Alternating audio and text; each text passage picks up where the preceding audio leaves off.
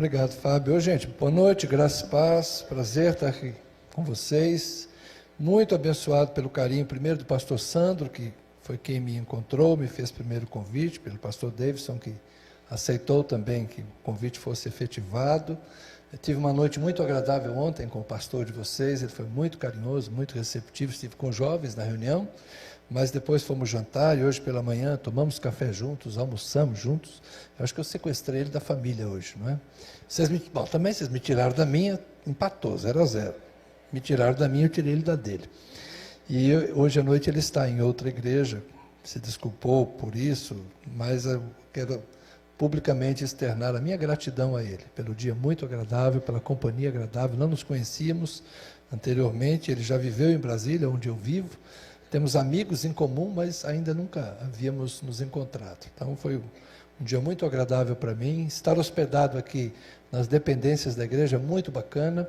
A casa pastoral na PIB é dentro da propriedade.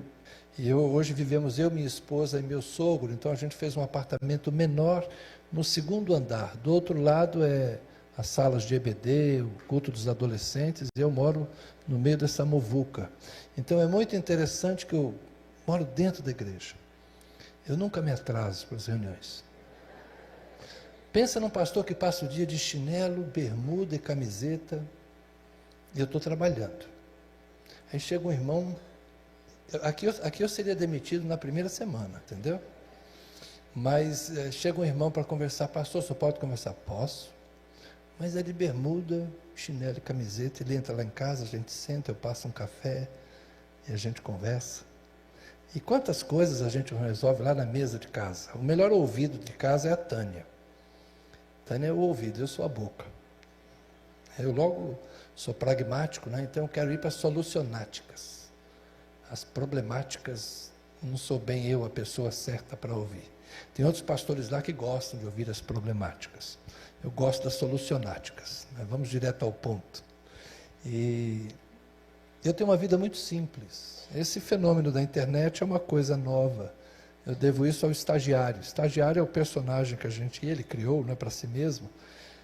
O Irion me encorajou a fazer pequenos cortes daquilo que eu sempre preguei lá na igreja e botar na rede. Foi um crescimento estranho, surpreendente. Eu sou da Convenção Batista Nacional e, de repente, a Convenção Batista Brasileira também me achou, né? E eu tenho transitado, as duas convenções são irmãs, a gente trabalha juntos em muitas áreas e, com a graça de Deus, a gente tem tido essas oportunidades de estar com gente nova, mas para falar da velha mensagem. A gente não precisa ser pregador de novidades. A gente precisa ser um pregador da boa e velha história de Jesus, que é a pessoa que as pessoas mais precisam conhecer. Quando eu era capelão no seminário em São Paulo, eu era muito jovem ainda, mas eu já assumi uma função que era própria dos mais velhos. Eu era o deão do seminário. E um pastor do Nordeste, Rosivaldo Araújo, veio pregar, estava por conta de alguma igreja e foi visitar os seminaristas. E ele então, naquela capela com mais ou menos 200 alunos, falou assim: as pessoas precisam conhecer Moisés? Precisam, é bom conhecerem Davi, é bom. Elas devem saber quem foi Daniel, certamente, mas as pessoas precisam saber quem é Jesus. Conselho a vocês, alunos e futuros pastores, de cada 10 sermões, 8 sejam nos evangelhos. Eu assumi aquilo. Eu aprendi que o que a igreja mais gosta de ouvir é sobre Jesus. Mas eu também tenho visto que os pastores mais gostam de fazer é contar as histórias do Antigo Testamento. É como qualquer ministro de louvor que vai pregar usando Davi e Asaf. Ou as pessoas que vão se referir em geral aos heróis, né? Daniel, os amigos na fornalha, José do Egito. Tem tantas histórias interessantes para a gente falar na Bíblia. A Bíblia é um livro de histórias. Ou talvez a Bíblia é uma história. A história da redenção. Mas a história mais importante que a gente precisa conhecer é a história de Jesus. E não apenas a história de Jesus, mas a pessoa de Jesus. Quem estava aqui hoje de manhã viu o que eu falei, não é? Antes do Evangelho ser texto, o Evangelho era uma tradição oral, de gente que ouviu e viu Jesus. Então a Bíblia é o livro das histórias das pessoas que andaram com Deus. Vejam que nós cantamos aqui um hino que fala sobre Moisés. Eu pedi para que Moisés suba a montanha e eu fico aqui. Quem não conhece a Bíblia não entendeu nada do que essa música quer dizer. Tem uma outra música antiga que a gente cantava algo mais ou menos assim: como os 24 anciãos e a entrada em Jerusalém, a mulher na casa de Simão, eu me prostro aos teus pés, não tenho outro bem além de ti. Alguém que não conhece a Bíblia vai dizer: que doideira é essa? Parece letra do Djavan, nonsense, né? Como os 24 anciãos, a entrada em Jerusalém, a mulher na casa de Simão. O que uma coisa tem a ver com a outra? Não faz o menor sentido para quem não conhece a Bíblia, não é verdade? Então a gente canta os mistérios crentes. Tem uma história dos 4 pastores que tinham um ritual, toda quinta-feira eles iam na feira livre, na barraca lá do pasteleiro, eles se encontravam lá para comer pastel. E aí um dia eles chegaram lá, o primeiro falou assim: e aí, irmão, como é que está a lida? O primeiro falou: batalha. O segundo: vale. O terceiro: deserto. O pasteleiro falou: o que vocês estão falando? Mistério. Coisa de crente, né? É o nosso vocabulário, é o nosso linguajar, a gente entende essas coisas, mas quem... Então, qual é o meu trabalho, né? O que eu gosto de fazer? Eu gosto de abrir a Bíblia e tornar a Bíblia um livro acessível, fácil de entender. Ou talvez de mostrar coisas que normalmente os olhares rápidos da leitura cotidiana não nos permitam perceber. A Bíblia não foi escrita para ser um livro fácil, mas foi escrita para ser um livro lido e compreendido. Então, eu vou convidar vocês hoje a gente dar uma viajada pelo Evangelho de João. Pela manhã a gente não teve tanto tempo para falar sobre Lucas, mas deu para a gente comunicar o que queria. Ontem eu falei um pouquinho com os jovens sobre Marcos, e hoje eu quero fechar essa trilogia considerando João. Quem é João? João é o discípulo amado.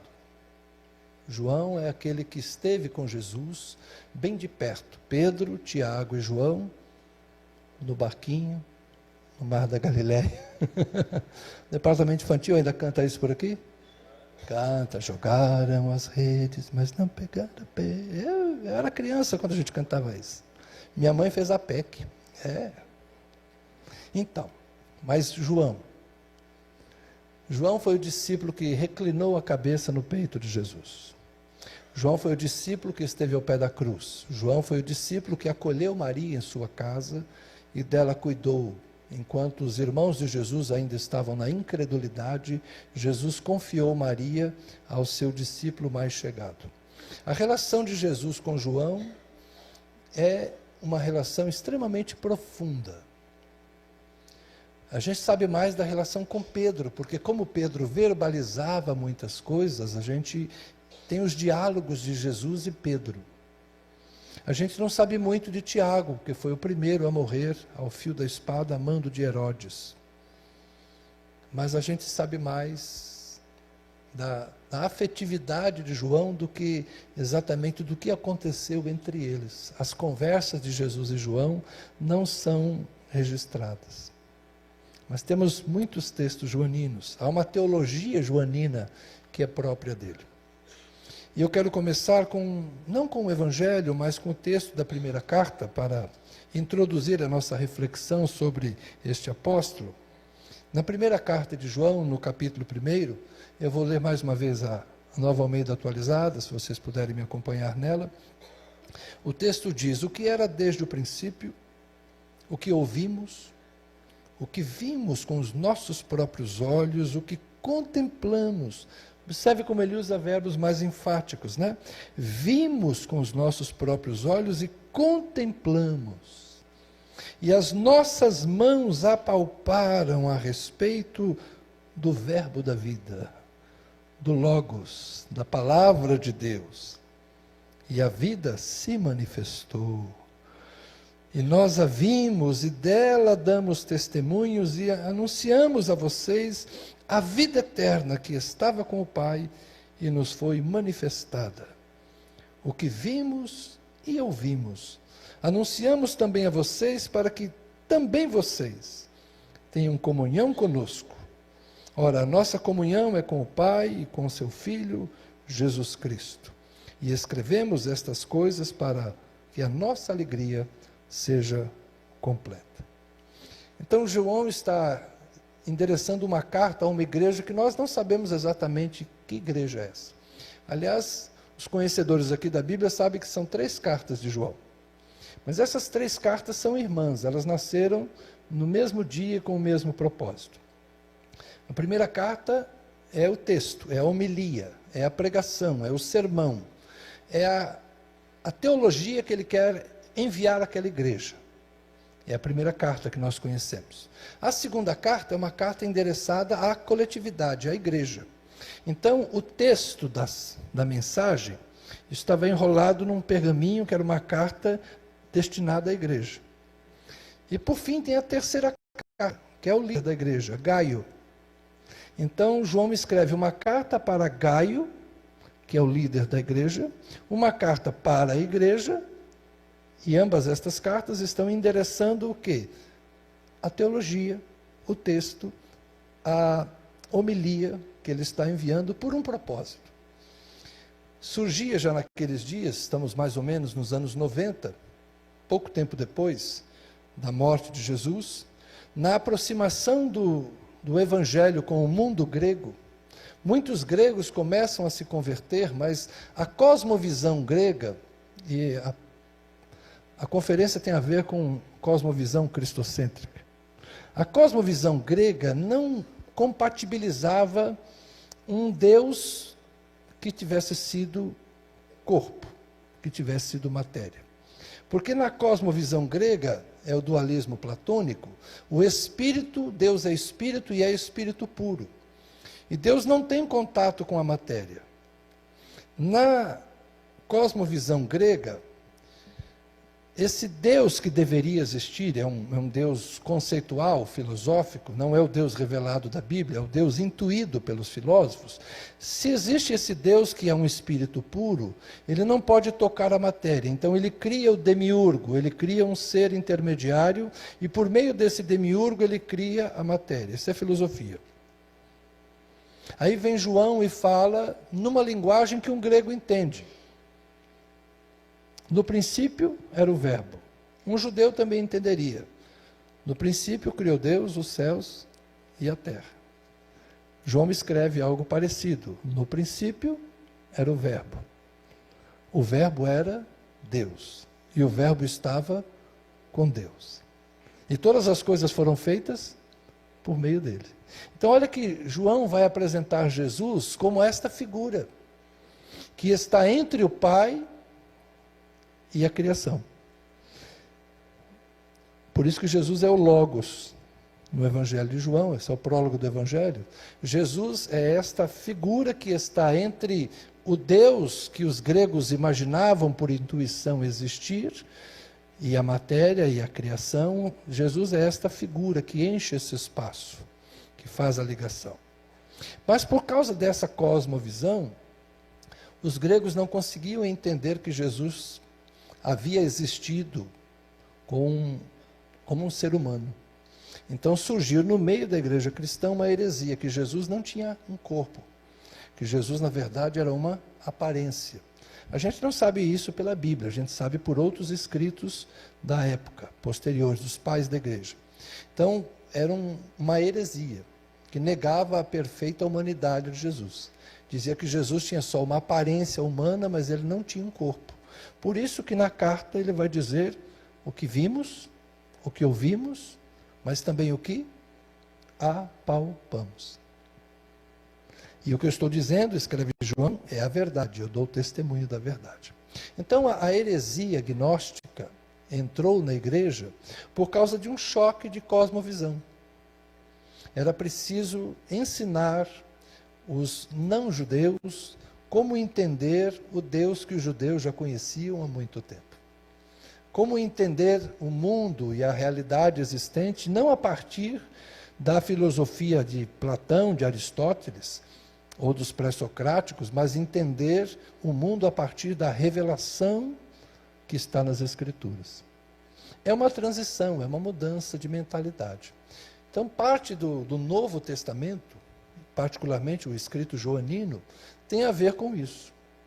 Tem a ver com ajustar a mensagem cristã para um mundo que não é exatamente o mundo da pregação de Pedro ou de Tiago, onde começamos na noite de ontem, o Evangelho de Marcos, nem é o mundo de Paulo, dos gregos convertidos, como conversamos hoje de manhã no Evangelho de Lucas, mas 20 ou 30 anos depois já surgem novos desafios para essa igreja.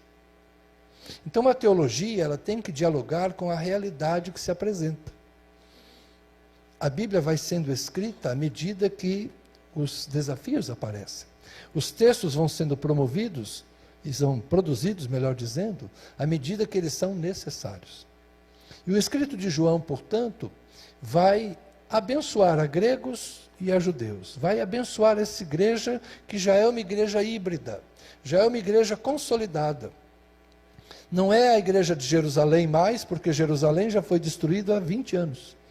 O templo de Jerusalém foi destruído no ano 70, os judeus já estavam dispersos, assim como os cristãos, então não tem mais a ver com a religiosidade de Jerusalém. É um novo mundo.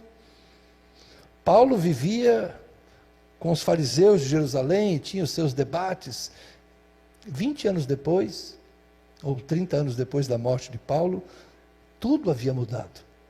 Jerusalém já não existia mais. Os sacerdotes já não oficiavam mais. A diáspora havia se consolidado. E agora os cristãos vivem entre gregos e apartados dos judeus. Porque no ano 80, os judeus fizeram uma mudança na sua liturgia e os judeus cristãos não eram mais bem-vindos na sinagoga. É por isso que no Evangelho de João, você vai encontrar expressões assim: na lei de vocês está escrito. Porque quando o Evangelho de João foi escrito, os cristãos, mesmo que judeus, já não podiam mais frequentar a sinagoga. Então é um mundo diferente. Eles estão agora mergulhados no mundo grego, apartados do mundo judaico.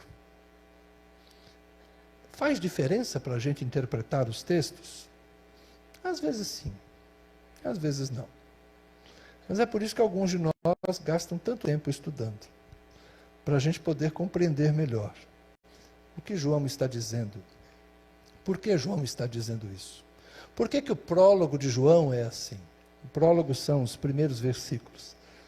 Por que o Evangelho de João é tão diferente dos outros evangelhos? Como eu falei ontem lá para os jovens, quando você vai a Brasília e vai na catedral, você vai ver 4 estátuas em frente à catedral. 3 grandes estátuas de bronze de 3 metros estão voltadas numa direção. E uma outra estátua está olhando para outra direção. Se você olhar as bases, você vai ver Mateus, Marcos e Lucas, os evangelhos sinóticos. Do outro lado, João. É o evangelho distinto, é o evangelho diferente. Por que o evangelho de João é diferente dos outros? Porque o mundo é outro. Porque a igreja é outra. Porque o momento histórico é outro. E a Bíblia tem essa beleza. A gente tem que entender Moisés nos dias de Moisés, Davi nos dias de Davi, Isaías nos dias de Isaías. Cada profeta tem seu ambiente, cada texto tem seu momento, cada salmo. Não vou dizer cada salmo, não são 150 momentos, mas há diferentes momentos nos salmos. Então, para a gente compreender a Bíblia, sempre é preciso olhar para o texto no ambiente em que ele foi produzido. É isso que nós chamamos de teologia bíblica. analisar cada autor, analisar cada texto, analisar cada grupo. Então, a teologia paulina, a teologia de João, a teologia de Pedro, a teologia de Hebreus, a teologia que está na Torá, a teologia dos profetas, e assim vamos. Tá bem? Hoje nosso passeio é João. Como eu disse a vocês, João é o discípulo mais chegado, e ele escreve o seu evangelho com um propósito definido. Capítulo 20, verso 30 do evangelho de João diz: na verdade, Jesus fez diante dos seus discípulos muitos outros sinais que não estão escritos neste livro. Estes, porém, ou seja, ele selecionou alguns.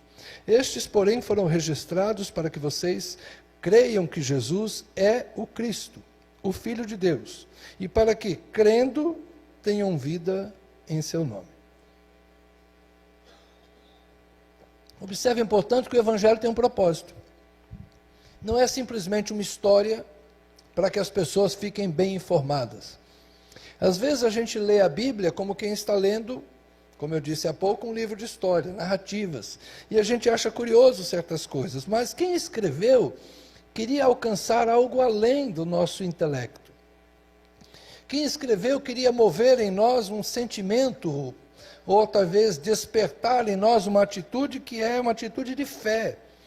Estes sinais foram escritos para que vocês creiam.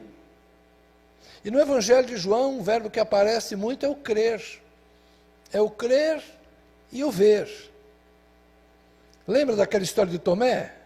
Creu porque viu, não creu porque não viu? Onde é que está isso? João.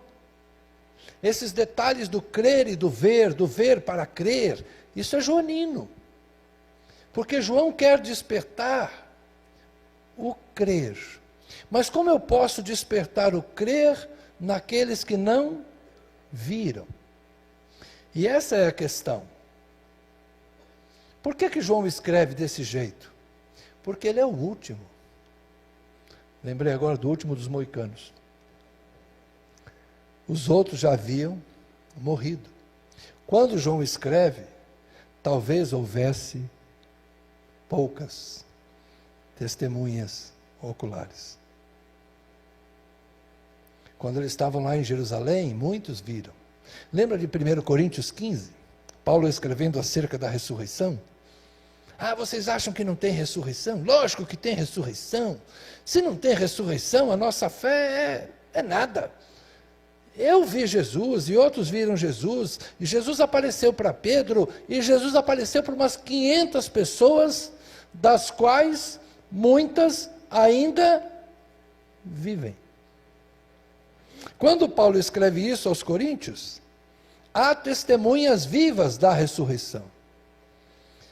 Eu imagino um João idoso escrevendo assim: vocês precisam crer, mas vocês precisam crer sem ver, porque quem viu, viu, quem não viu, não vai ver mais. As últimas testemunhas vivas da vida de Jesus, da jornada de Jesus, da estrada palmilhada por Jesus. João está preocupado em encher o coração dos seus leitores com a pessoa de Jesus. Vocês têm que entender quem é Jesus.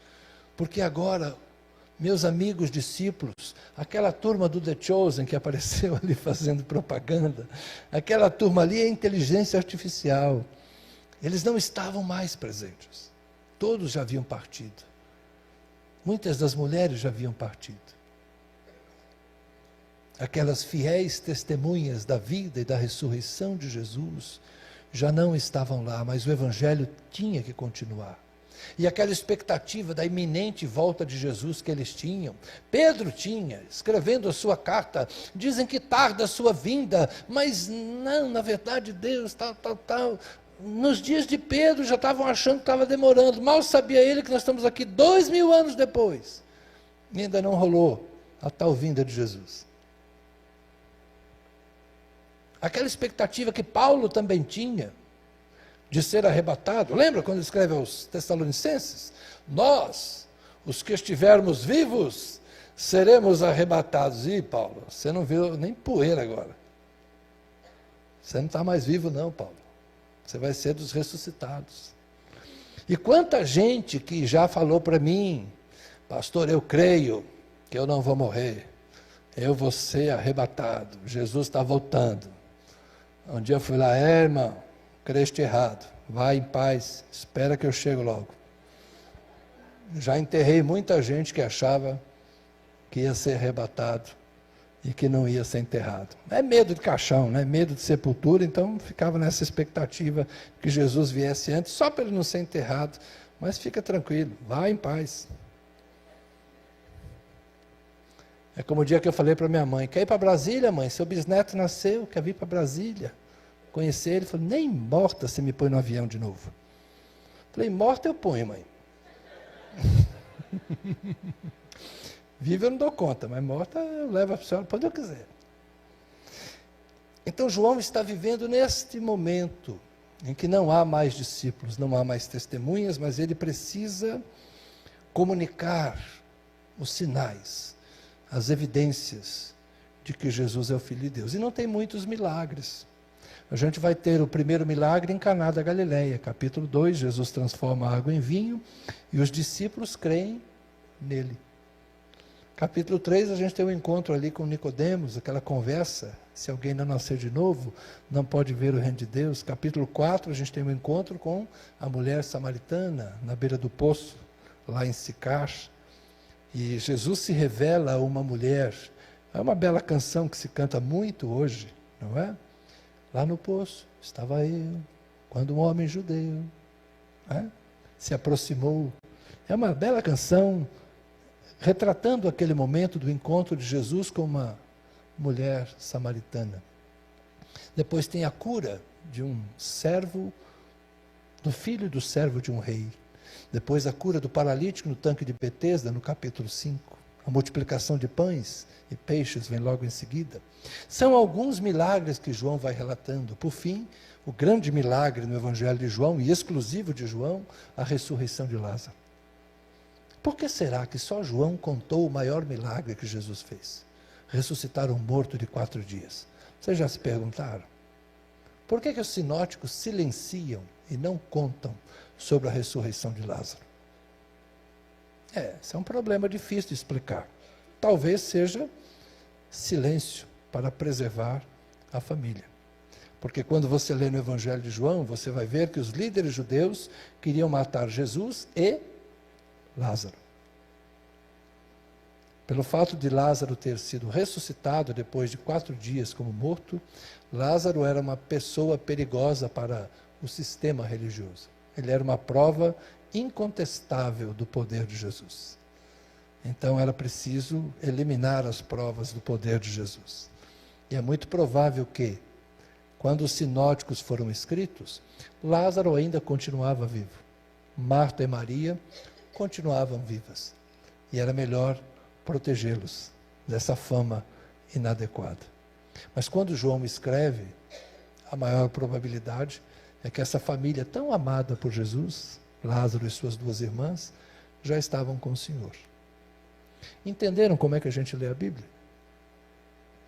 As explicações que a gente tenta encontrar para estas coisas?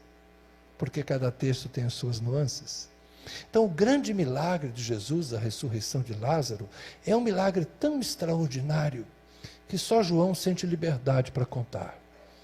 E é um milagre indescritível, porque a voz de Jesus na frente daquele túmulo dizendo, Lázaro, sai para fora, não é apenas sai fora do túmulo o corpo de Lázaro, mas é uma voz que vai buscar a alma de Lázaro no mundo dos mortos, no Hades. Na crendice judaica daqueles dias, a alma ficava por uns 3 dias perto e depois ia embora. Mas Jesus chega no 4º dia. Então a voz de Jesus não fala apenas ali, em Betânia. A voz de Jesus ecoa no Hades, no mundo dos mortos. Lázaro, sobe. Lázaro, sai para fora. Jesus pode dizer, eu sou a ressurreição e a vida. Ele cumpre aquilo que o salmista disse, não deixará a minha alma na escuridão, não deixará a minha alma, o meu corpo na decomposição. Jesus é aquele que pode dar vida aos mortos. Então o Evangelho de João vai contando estes milagres para que as pessoas creiam que Jesus é verdadeiramente a ressurreição e a vida. João gasta muito tempo também nos embates de Jesus com seus opositores. Capítulo 6, capítulo 7, capítulo 8. A cura do cego de nascença, no capítulo 9. Nunca ninguém havia curado um cego de nascença. Nunca se ouviu dizer que um cego de nascença tivesse sido curado. Aquela cura estranha que Jesus faz, cuspindo na terra e fazendo lodo. E às vezes as pessoas ficam se perguntando, por que que Jesus fez isso? Há uma possibilidade daquele homem ter nascido sem os olhos. Por isso ele era um cego, visivelmente um cego de nascença. É uma doença não tão rara. Dizem que há talvez um caso a cada 100 mil nascimentos. Uma criança nascer sem que os olhos tenham sido formados. Então é possível que Jesus cuspiu na terra, fez lodo, colocou no que seria a fossa ocular, vamos chamar assim, e disse, vá ao tanque de Siloé, vá ao tanque do enviado e lave. Quando ele lava, começa a enxergar. A gente não vem da água, do útero, do líquido amniótico. Jesus faz aquela parte do corpo que não existia e faz com que ela nasça da água, como o nascimento natural. É um milagre extraordinário. Nunca ninguém ouviu dizer que fosse possível formar os olhos em alguém que não os tinha. E até hoje, com todos os recursos que já desenvolvemos, ainda não chegamos a esse ponto. Mas Jesus fez isso. É esse Jesus que as pessoas precisam conhecer. Esse Jesus que dá vista aos cegos. E esse Jesus que dá vida aos mortos. Vocês precisam crer. Nós precisamos crer. No mundo há muitos cegos. No mundo ainda há muitos que não veem. Lembra como João trabalha muito luz e trevas? Há muita gente nas trevas, há muita gente na escuridão, há muita gente na ignorância, há muita gente que não conhece a Deus, há muita gente que não ama a Deus e não sabe que Deus os ama. É João 3,16, Deus amou a humanidade de tal maneira que enviou seu Filho ao mundo para que todo aquele que nele crê não pereça, mas tenha a vida eterna. A gente já leu isso muitas vezes. Mas faz mais sentido quando a gente percebe que o mundo está cego, incapaz de ver, incapaz de crer. E para que creiam, eles precisam ver os sinais. Para que creiam, eles precisam ver que Jesus está presente. Para que creiam que Jesus pode dar vida, eles têm que encontrar vida em algum lugar. E onde é que se encontra isso? Na igreja. Corpo de Cristo. Por quê? Porque é em João que nós temos uma figura interessante que entra na história com mais vigor. O Espírito Santo. Muitas vezes nós pensamos, como eu disse já mais de uma vez aqui, que o Evangelho é texto. O Evangelho não é texto. O Evangelho é uma pessoa. O Evangelho é Jesus. E às vezes nós queremos que as pessoas creiam no Evangelho por meio do texto. Quantas vezes você já tentou convencer e converter alguém usando argumentos bíblicos? E aí a pessoa vem e fala para você assim, mas eu não creio na Bíblia. A Bíblia para mim é um livro. E aí, como é que você sai dessa? Para você a Bíblia é a palavra de Deus. Para ele a Bíblia é um livro escrito pelos homens. O argumento acaba. Não dá para discutir em cima de bases tão desiguais. A Bíblia para você é um elemento de fé, mas para ele não tem valor nenhum. Eu me lembro uma vez que eu estava na Praça da República, em São Paulo, nós estávamos fazendo um culto evangelístico. E era um rapaz loiro, chamado Davi, e ele veio falar comigo, enquanto o pastor pregava lá, ele veio falar comigo. Cara, eu queria crer, mas eu não consigo crer na Bíblia. Eu falei, olha, eu posso orar por você apenas? Ele falou, pode. E eu orei, Senhor, que ele sinta o toque do teu Espírito Santo. Ele havia falado que estava num momento muito difícil da vida, pensando bobagens, né, essas coisas das crises existenciais. Que ele sinta a alegria do Espírito. Lembra, o reino de Deus é justiça, paz e alegria no Espírito Santo. Eu orei pedindo que aquele moço sentisse alegria no Espírito Santo. Quando eu fiz uma oração breve, falei amém, ele me abraçou. Ele começou a chorar, ele começou a rir, e rir, e rir. Falou, cara, o que é isso que eu estou sentindo? O que é isso que eu estou sentindo? Eu falei, é a alegria do Espírito Santo. Porque o Espírito Santo traz alegria. E foi uma experiência interessante para mim. Eu fiz aquilo meio que por intuição. E não repeti mais isto. Foi uma única vez na minha vida. Porque às vezes o que as pessoas precisam conhecer não são os nossos argumentos textuais, mas as pessoas precisam conhecer o Jesus que nós conhecemos e por meio do Espírito que habita em nós. Porque as palavras de Jesus, ele disse, são Espírito e vida. Sabe o que a igreja precisa hoje, irmãos? Nós temos que conhecer a Bíblia, certamente. Temos que dominar as Escrituras, certamente. Mas muito mais do que entendimento intelectual, porque afinal de contas, quem escreveu o Evangelho, se é que sabia escrever, era muito tosco. E na língua que o Evangelho foi escrito, João certamente não dominava.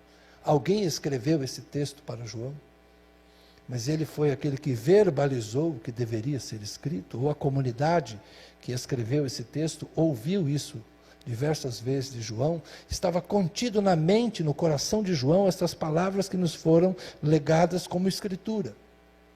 As pessoas precisam conhecer a Jesus e conhecer o Espírito de Cristo.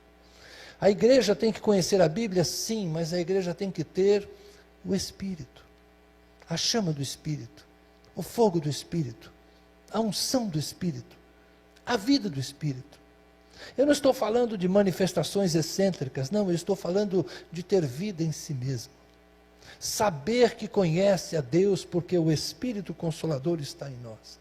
Quando João escreveu o seu Evangelho, quando ele descreve a conversa de Jesus com seus discípulos na ceia, João capítulo 15, verso 26, diz Jesus, quando porém vier o Consolador, que eu enviarei a vocês da parte do Pai, o Espírito da verdade que dele procede, ele dará testemunho de mim e vocês também testemunharão, porque estão comigo desde o princípio. Falo essas coisas para que vocês não se escandalizem. Eles expulsarão vocês das sinagogas e chegará a hora em que todo aquele que os matar pensará que com isso está prestando culto a Deus. Foi o que aconteceu com os apóstolos. Os que os mataram, muitas vezes pensavam estar fazendo a vontade de Deus. Isso farão porque não conhecem o Pai, nem a mim. Mas eu estou falando essas coisas para vocês, quando chegar a hora, vocês se lembrem de que eu já tinha dito isto para vocês. Então, o Espírito Santo foi dado para a igreja, para que a igreja tivesse em si mesmo o poder de testemunhar. Lembra de Atos 1:8? Fiquem em Jerusalém até serem revestidos de poder, e então vocês serão testemunhas em Jerusalém, Judeia, Samaria e confins da terra. É a presença do Espírito em nós que mostra que Jesus está vivo. É João Batista dizendo, eu batizo com água, mas depois de mim vem aquele que batizará com o Espírito. A igreja, o cristão, que é genuinamente cristão, tem a vida do Espírito. Então, mais do que argumentos bíblicos, nós temos que ter a vida do Espírito. Cristo tem que aparecer em nós pela nossa vida no Espírito. A gente ora com vida, a gente canta com vida, A gente evangeliza com vida. A gente faz tudo o que faz com a vida do Espírito em nós. A gente vence o pecado pela vida no Espírito. A gente desenvolve as virtudes, os frutos, ou o fruto, pela vida do Espírito. Então é o Espírito de Cristo que habita em nós, que é o grande sinal da igreja.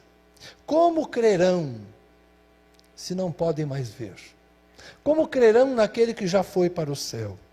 Como crerão naquele que fez os sinais? Se continuarem a ver os sinais. Se continuarem a ver pessoas sendo transformadas. Se continuarem a ver pecadores se arrependendo e terem a vida transformada. Se continuarem a ver mortos se levantarem para uma nova vida. O segredo da igreja, meus irmãos, é testemunhar de Cristo com a vida no Espírito. Então João nos convida a crer, mas também nos convida a viver a vida no Espírito, porque vivendo a vida no Espírito nós seremos fiéis testemunhas de que Cristo ainda está entre nós. Nós cremos que Ele virá? Sim, nós cremos. Mas nós também temos certeza que Ele está entre nós. É como o rito católico, não é? Em algum momento lá da missa, o padre fala alguma coisa e o povo responde: Ele está no meio de nós. Manifestou aqui, ó. Deus está conosco, é uma coisa mais ou menos assim, né? E o povo responde: Ele está no meio de nós. E como sabemos disso? Pelo seu Espírito que nos foi dado. Em você habita o Espírito de Cristo. Peça cura, porque Jesus cura. Peça libertação, porque Jesus liberta. Busque transformação, porque Jesus transforma.